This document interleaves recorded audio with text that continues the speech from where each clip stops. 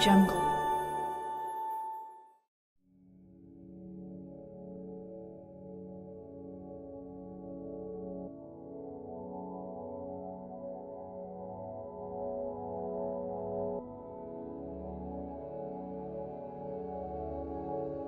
I remember it like it was yesterday.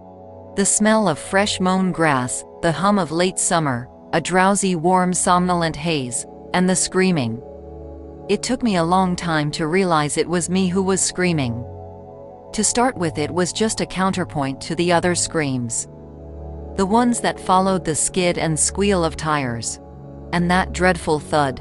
Nothing can erase those sounds from my mind.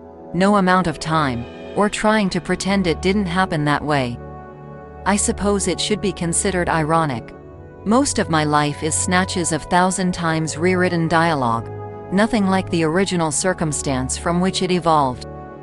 And long patches of formless mundania, not even worth logging in the faulty mechanism I call a memory. But this was different. Life-defining. World-ending. Shattering. It hurt. It hurt so badly. My heart still aches. Why is it the things you wish you could forget haunt you? Wake you up choking on a scream that can't escape your mouth. Leave you huddled in a ball of misery at the stupidest of times? I don't understand it. Personally, you would think the good things would hang closer, glow brighter, the laughter times, the joy times. Not the pain, the hurt, the suffering you wish you could forget. I held him for so long afterwards, even after the light had faded from his eyes and he was nothing but a limp, bloodied husk. Death comes to us all, but he was so young, it was so unfair. And I had lost my best friend. Being left behind must be worse than death 1,000 times over. Death is an ending. Losing someone is the beginning of something so horrible. My heart still aches. I don't like to go back to that spot, though I have to pass it 12 times a day to get anywhere. I'd like to stay inside and never leave the safety of my bed. But the dreams haunt me worse there. It's so empty without his warmth and company. He was always there. And now he is gone. We did everything together. He went with me, by my side, my silent sentinel that made everything safe. How I miss his presence. He was brave, ever present, funny. He always knew when I was scared or low and did his best to bring cheer back to my heart.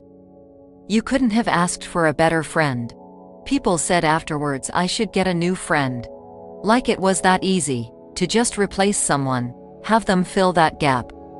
Such callous words, such stupid callous words. I wish the pain would end. We'd met when we were both younger.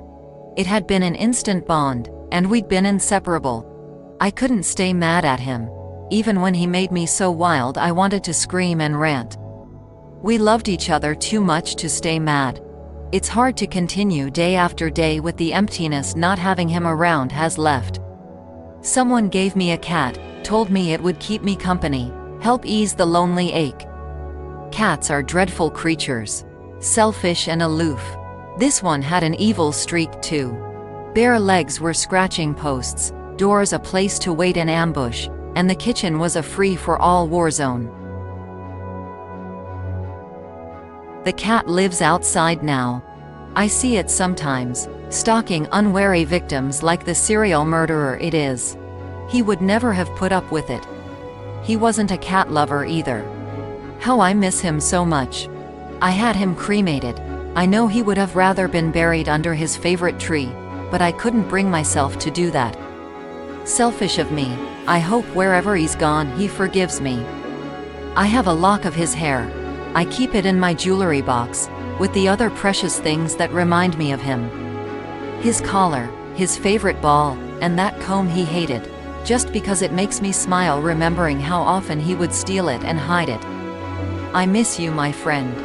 No other dog could ever replace you. I remember. This content is Creative Commons. Relevant attribution can be found in the description. Thanks for watching.